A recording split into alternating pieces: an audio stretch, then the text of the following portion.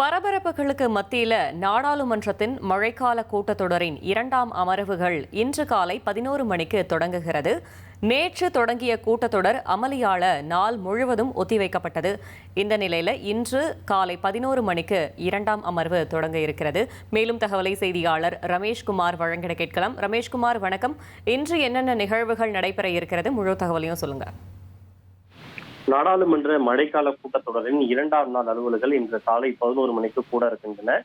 நேற்று என்னென்ன மசோதாக்களை கொண்டு வர நினைத்து மத்திய அரசு பட்டியலிட்டிருந்ததோ அந்த மசோதாக்களையே இன்று மீண்டும் நாடாளுமன்றத்தின் இரு அவைகளிலும் கொண்டு வருவதற்கு திட்டமிடப்பட்டிருக்கிறது.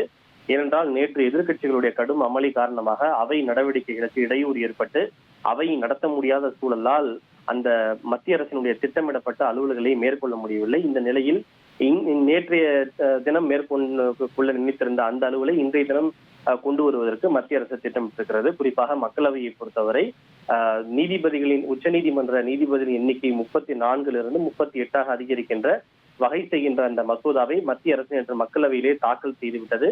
இன்றைக்கு மீண்டும் அந்த மசோதாவை நிறைவேற்றுவதற்கு விவாதத்திற்கு எடுத்துக் கொள்ளப்படும் என்று தெரிவித்திருக்கிறது.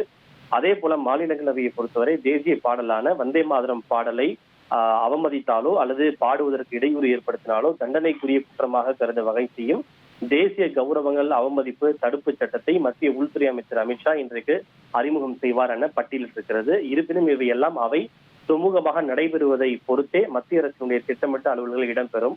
ஒருவேளை இன்றைய தினமும் எதிர்க்கட்சிகள் ஏதாவது ஒரு காரணத்தை முன்வைத்து கூச்சல் குழப்பத்தில் ஈடுபட்டு அமளி ஈடுபட்டால் அவை நடவடிக்கைகள் இன்றும் முடங்கும்.